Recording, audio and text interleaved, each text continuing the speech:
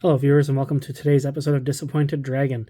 I've been to the thrift stores as I often do. It's taken me a while to find enough things to make a video out of, but I finally found a few interesting things, and you can kind of see that the things I did find are quite large. So we'll start with the first one on the side here. This is a children's toy. But it's what they call a latch board. Now, it's not particularly old. From the branding on the back, I think that it's probably within the last, 5 years or so. I thought it was really cool. I have a family member who's having a child soon. I think this is going to be a present for when the child is born, because I think that's going to be amazing. Super fun. Teach their kid how to get out of any playpen. It's going to be like Rugrats all over again. Not super interesting. It's just a bunch of doors with cartoon animals inside. And you just basically open it up, and you get to see the cute little cartoon animals.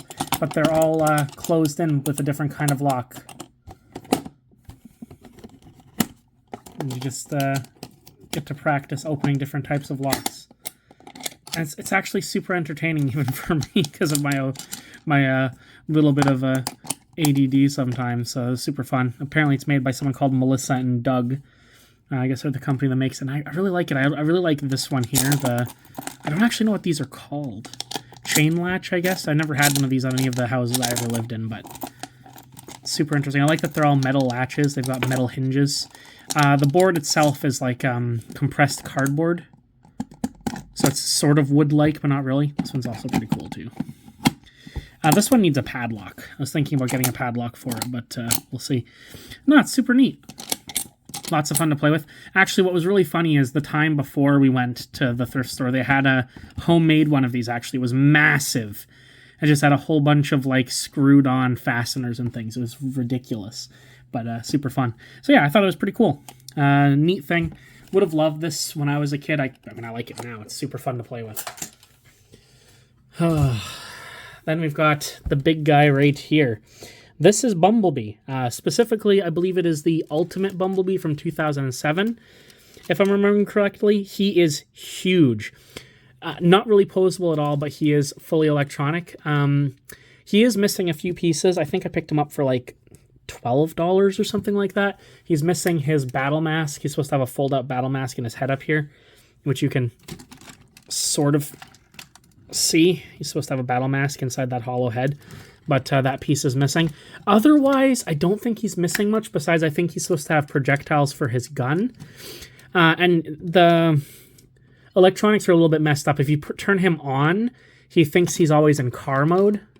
So if I flip him on and push the button, he just makes the starting sound. If you put him into demo mode, he does do some of the things he's supposed to do.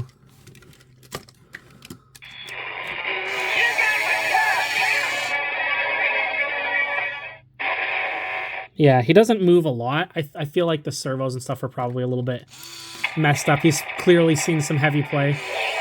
So I think he's supposed to,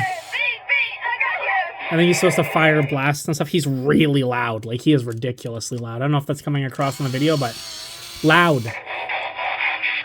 It's a cool toy just because of how chunky it is.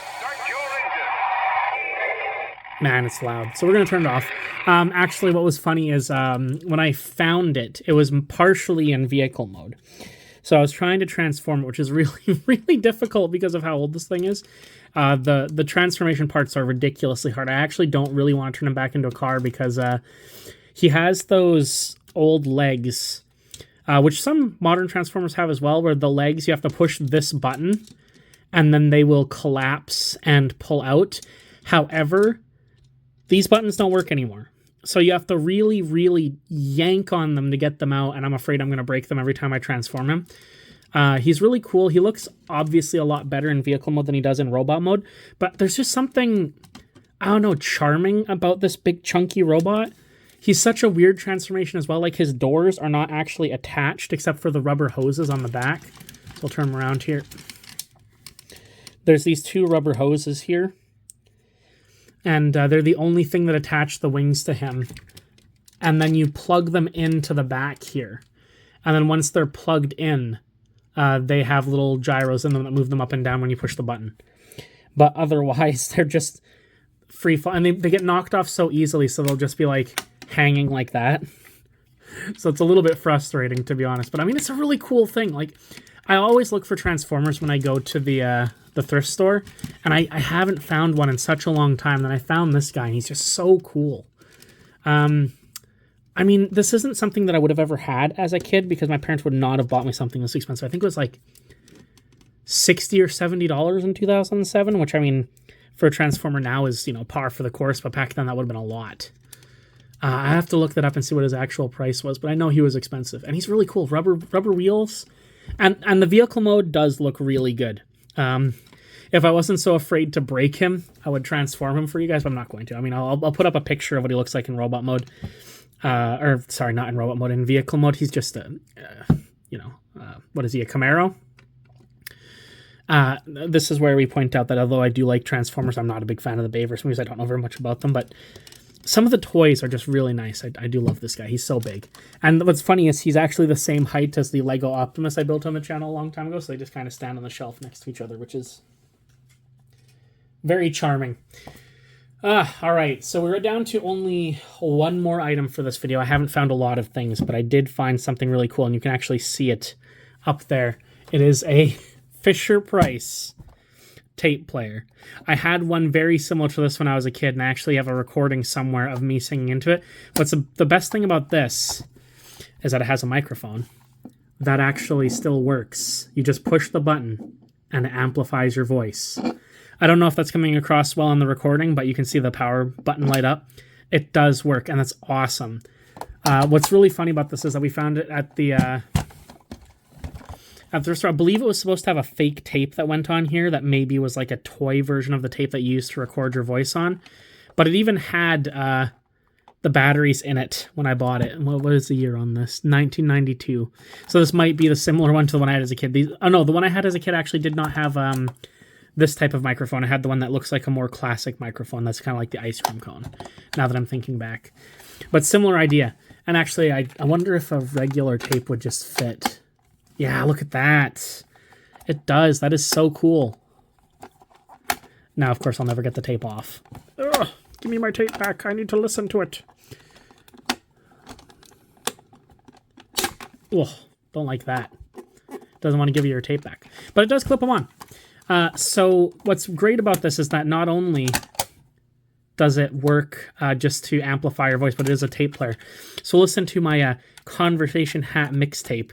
This is actually a tape sent to me by some guys who do a podcast in the UK. They did a podcast called The Conversation Hat, and I made a joke when they released their album that I wanted it on cassette, and they kindly sent it to me on cassette. So give it a play. And as you can hear, it's a really, really good tape player. It works so well. It's super loud, and it works fantastic. It also has an AC adapter on the, or a jack for an AC adapter on the back. I'm so happy with this thing because you know, I've talked about this a bunch of times. I really like cassettes. The fact that this thing plays them so well, and it's actually really heavy as well.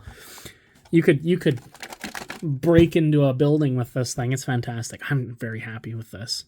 I've actually been debating whether I want to just start listening to my old tapes again. The issue with listening to tapes is, you know, they get wrecked really easily. They don't last that long. This is actually a really new tape, so I'm not too worried about it getting destroyed, but most tapes, if you stick them into this thing, it might eventually just eat them. I don't want to lose them. But, you know, sometimes you just got to risk damaging something if you want to experience the nostalgia and joy of listening to those old-timey poor audio cassettes. I don't really have anything else for you guys. Like I said, I haven't been finding a lot of cool stuff at the thrift store lately. We've been finding some books and DVDs and things, and for the most part, I don't really feel like showing those off. They're not that interesting. If I find some more cool toys, I'll bring them on. I'm always on the lookout for those, so if I find anything else, we'll do another video on it. But that'll do it for this video, guys. As always, stay happy, stay healthy, and give the thrift store a look. You might find something cool. All right, bye-bye.